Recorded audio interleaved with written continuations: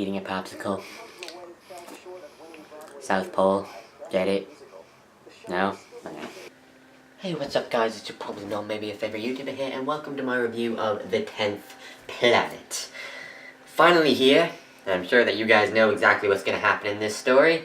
So, it's like, I remember ages ago when I was thinking that it's going to take ages till I get here, and it turns out, it did take ages to get here, but I'm going to try and speed up next time. But anyway, yeah, so in this story they're going to find 2 new planets, because currently there's 8, and then something weird will happen with the 10th one, I assume. And also while I'm here, I might as well point out that, I actually tried, I didn't know, when the DVD was announced that it was coming, I didn't know if it was going to have the VHS reconstruction, so I got the 10th Planet VHS from a friend of my mom's, and then I transferred it onto this disc, but in the middle of part 4, it got stuck, and then when I transferred the data over, it turns out that I only recorded parts 1 to 3, so only parts 1 to 3 are on here.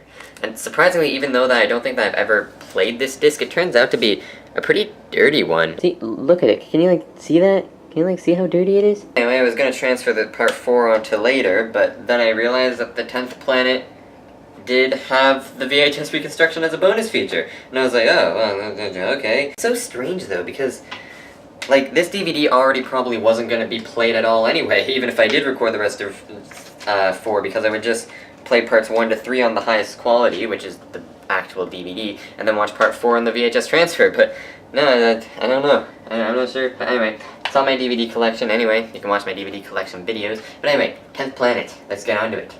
Surprisingly, it has 2 discs in it, yet it's not labeled as special edition. I mean, I get that another version of this wasn't released until this one, but 5 Doctors came out on DVD for the first time. It was called a special edition. This is weird. This is the first official DVD that I'm playing since The Ark. And that was the first one since Back in the Chase, before I started doing this format of reviewing it. Anyway. Wow, wow, wow, wow, wow, wow. I just want to mention while I'm here that on the Rescue and the Romans DVD release, there was a special feature called Girls. And in that, they went through all the female companions of the 60s and talked about them, including Susan, Barbara, Vicky, Katerina, Sarah, Dodo, Holly, Victoria, and Zoe. And in this 10th Planet DVD, there's a special feature called Boys. And that, I assume that they would be talking about, you know, Ian, Steven, Ben, Jamie, but no, it's them just kind of sitting around and just talking. Like, well, like, in this, there were a whole bunch of, like, special effects going around and them, like, talking about and playing clips from the show. This one is just kind of them just sitting down and talking about the show, but, whatever. One of these pictures is not like the other. Bow ba bow, bow ba bow, bow ba bow, bow ba bow, bow ba bow, bow ba bow, bow ba bow, bow ba bow. So this story takes place where the smugglers left off. Ah, jeez, the Smuggler. I thought that the Massacres in Bartholomew's Eve would be my least favorite First Doctor story. I guess now it's the Smugglers, because I couldn't even pay attention to that one. The Massacres in Bartholomew's Eve, at least I could pay attention to while I was watching it to review it. But anyway, so yeah, so the Smugglers ended with the Doctor telling Polly and Ben to look at the scanner and pointing out this was the coldest place in the world, which sounded pretty dramatic at the time until you find out that it's just the South Pole, and you're like, oh yeah, the world doesn't mean universe. Oopsie. So as it turns out, in the South Pole, out of all places, they're doing a space mission to Pluto, I think? I don't know. I hope it's not the first trip to the moon, because that's kind of off when you find out what year it is. But just a reminder, they only discover 1 planet, not 2. And that's because that back when this episode was made, in case you're watching this as a kid in like 2030 and was never taught this, Pluto, which is now a dwarf planet, was actually a planet. You know how nowadays the planet goes Mercury, Venus, Earth, Mars, Jupiter, Saturn, Uranus, Neptune? But Pluto was also a planet before it was considered too small, so then it wasn't a planet anymore because it passed through Neptune's orbit and Neptune was bigger than it. But anyway, so back when this was made, this was 1966, and Pluto stopped being a planet in 2006. So back here, Pluto was still considered a planet, so it's called the 10th planet because there were 9 planets in the solar system at the time. And as you can tell, the actors are really into their lines. I've got to point out though that I guess music is about a matter of opinion, but just to me they play this super annoying music every single time that it shows outside. Thankfully it only lasts for the first 5 minutes of episode 1. I guess the sound makers realized that it was weird halfway through, because on the 3rd time it even fades out. What's weird though is that when the TARDIS materializes, it cuts to inside, and it seems like the Doctor just looked at the scanner and Ben and Polly are already getting their clothes.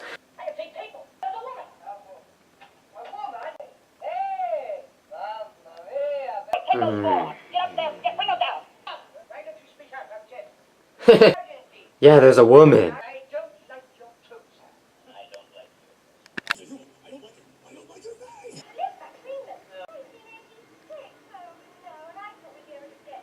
What if I got the moon in? Sure. Don't you listen to the notes? Oh, never mind, they have gone to the moon. An expedition just returned. The planet out there. Right. Is it just an orbit between Mars and Venus? That's Earth, dum-dums.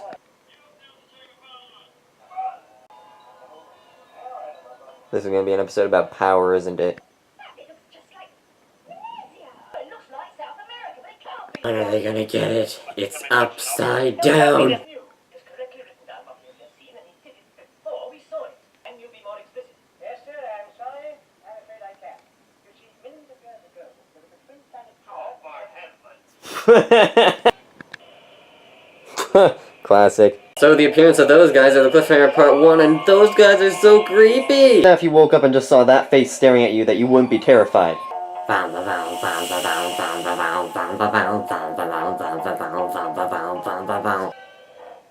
What the heck was that? It sounded like there was gonna be an explosion there and then it just cut off. I gotta say that while the music is very brief when they first appear, it fits the monster perfectly. Alright, add those guys in. Huh. I'm running out of room on here. It's eons, not eons. The Cybermen are immune to pain, temperature, and also have no feelings such as love, pride, hate, or fear. The planet Mondas is on collision course with Earth, and they wish to save us by converting us into Cybermen-like. Some of the people have their lips moved to the syllables, others close their mouths before the person is done talking, others stop before they start talking. Epic montages of weird radio things. So they find out that a whole bunch of spaceships are coming in formation, presumably of all Cybermen, and that is the cliffhanger for part 2.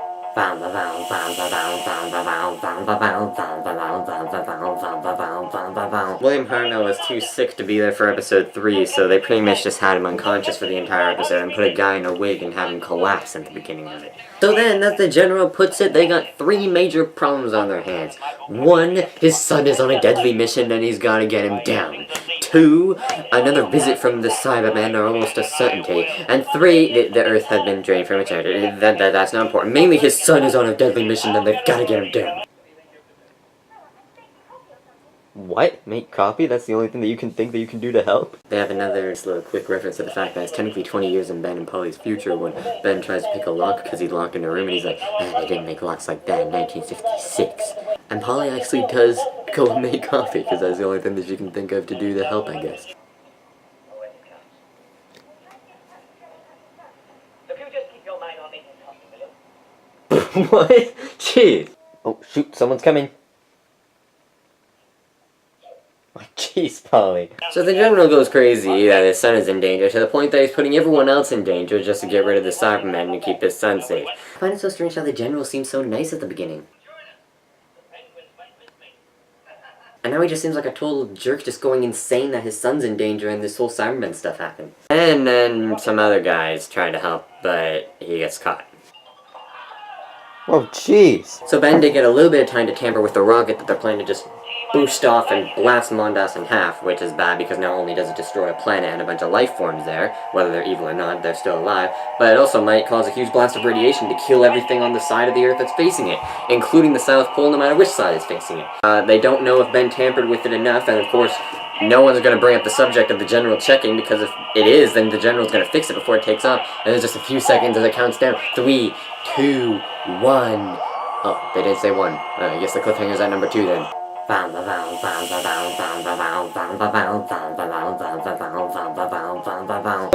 the heck is going on? Yes, as I mentioned before, part 4 of the 10th Planet is missing from the BBC archives. So, they managed to animate this one. They had this deal with a company that, and like, these companies would only animate them if there were less than 3 episodes to animate. So basically, if there was only 1 missing episode or 2 missing episodes. Any more than that, and it was too much work, or the BBC didn't have enough money to pay for them. Yeah, so the 10th Planet, there was only 1 episode. And this is the first time that it's being animated since the Reign of Terror, back in season 1. That's ages ago. And this is really the only story left that only has 1 episode missing, just, except for Mission to the Unknown, which is only 1 part anyway, and The Web of Fear now. The Reign of Terror had 2 different companies working on the animations, and this one only had one of those companies working on it. And you can tell the animation is a bit choppy as they're talking, because of the Reign of Terror, the other company was doing a good job at making the faces move and stuff like that. This one it doesn't. The animation is just kind of like, as I turn. See, it's kind of a bit choppy. The Reign of Terror would have made it turn more smoothly. Just wanna in the animation here, and I'm just going in slow motion, but look at this whip of the hand that they do here. So, long story short, the rocket didn't fire. Ben did succeed in tampering with it enough, and then the general gets super angry and then starts to think that the doctor is responsible for all this, and then just decides to shoot him because he's going insane because he thinks that his son just died just because there was a bit of static in the picture, and then he's threatening to kill him and stuff like that. And then he says the line, "The only person who I gave a caravan." This is funny because I think he was gonna swear, and then probably realize, oh wait, this is like a children's show. So the new Cybermen from the new spaceship come in and kill the general before he can kill the doctor. But then they tell Polly to go up to a spaceship, and there's a scene where the doctor goes up to her and says, "Well, you better go get your coat. I don't want you to get cold." And with the animation, it just kind of has that frame for a couple seconds, but. There is a surviving clip with Polly going like this, showing that there was movement, but maybe the animators didn't really feel like it. So when the Cyberman's holding Polly and making her unconscious inside the spaceship, VHS reconstruction, we just have a very long seconds of it just zooming into the Cyberman's face here. Kinda seems like it's almost a surviving clip, because they just do it in little shots like that, and then all of a sudden it becomes more smooth at the end. Animation where they do that a tiny little bit, it then shows the Cyberman putting Polly on her seat.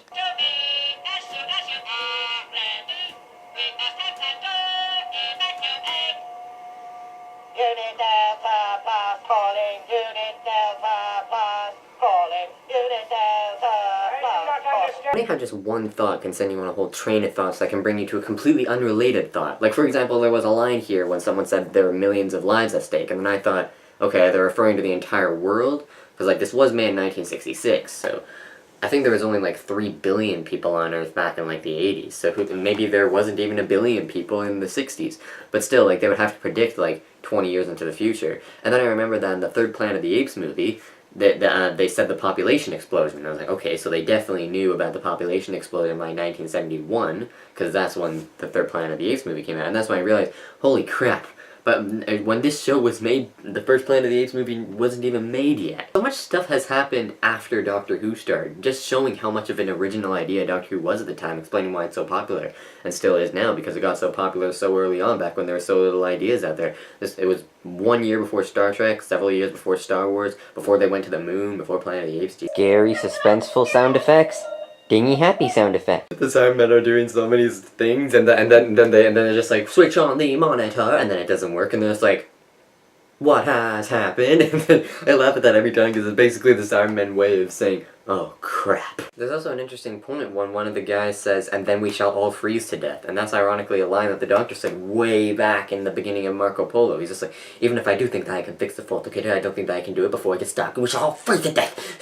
So the Cybermen try and use the bomb that they were going to use on Mondas and use it on the Earth, but then basically a whole bunch of stuff happens, and then basically in the end, all hope is about to seem lost, and then all of a sudden, as the Doctor predicted a couple episodes back, Mondas just breaks up naturally, because it was pretty much inevitable, no matter how much the Cybermen wanted to prevent it. And then all the Cybermen basically fall to bits, and I think what happened is that it's kind of like their bodies just like vanished from the suits, because like, their brain is really the only thing in there. Like, it's just a whole bunch of machines that are moving around, but then once their like essence was gone, then the suits just kind of fell down as if there was never anything in there. And the animators do a really good job at just making their machines like fall off the suits, and the suits just fall and stuff like that. So Ben goes and rescues Polly and the Doctor from the spaceship. There's a sound effect that you can tell that Polly kisses Ben, just briefly, but the animators miss it.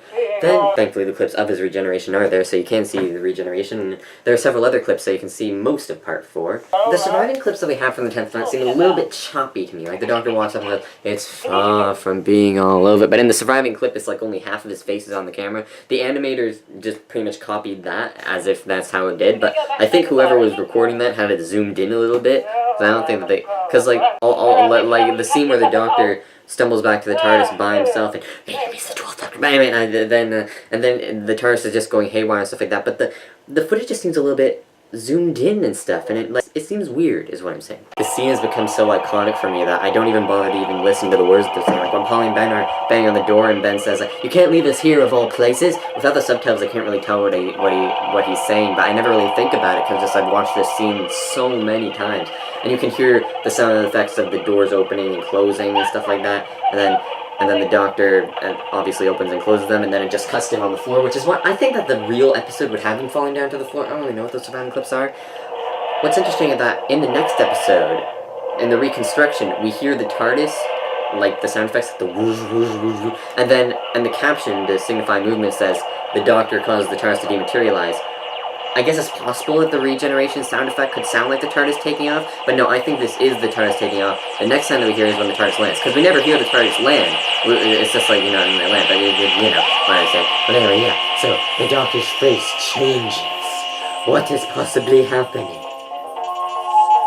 My friends, is finally the end of the first Doctor.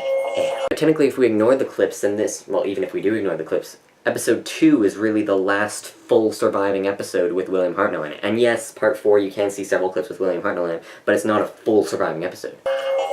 So, yeah. Would I recommend this story? Well, as a story, if we ignore the first Doctor, if we think of it as just a Cyberman story, pretend that this isn't the first appearance of the Cyberman, pretend that this isn't the Doctor regenerating, just imagine this as a random story that you just plucked out of the library, and nothing special about it. Just as a story individual, yeah, it's good. Check it out. And throw in the Cyberman, check it out even more. Take away Cyberman, throw in regeneration, good. Throw them both in, good. Great. One of my favorites. Wait. So what I'm going to do is I'm going to be reviewing a couple of the other bonus stuff, like the Peter Cushing movies, and then what I'm going to do is in January, I'm going to specifically a First Doctor month. Calm down, non-Doctor Who fans who watch my videos and stuff like that. Yeah, I know that I'm going to be uploading a lot of Doctor Who stuff because I want to get it all done this year. And then if I don't, then I'm going to have to gradually do it. And then if I run out of ideas halfway through 2018, and if I've used up all those Doctor Who videos, then I'm kind of screwed. I'm going to be doing a First Doctor month, where I'm going to do all stuff dedicated to the First Doctor. What's interesting is that it says at the end, next week, Power of the Daleks, and now they're doing all the credits for the animals. Thank you all so much for watching this video. I really hope you did enjoy it. Leave a like, because I know that you enjoyed it. If you didn't like it, please leave a dislike, because I know you did enjoy it. Leave a comment down below if you'd like to tell me why, because it feels awesome to get some motivation and encouragement. If you didn't like, please leave a comment down below saying why you didn't like, so that I can improve next time. Otherwise, I won't be able to improve and just going to treat us like as a 4-like. That's the class, so then you know my next video comes out. And subscribe so that you know when my next video comes out. Thanks guys so much for watching. Bye. Doctor Who and the Daleks next week, or 2 weeks from now. Yeah, bye.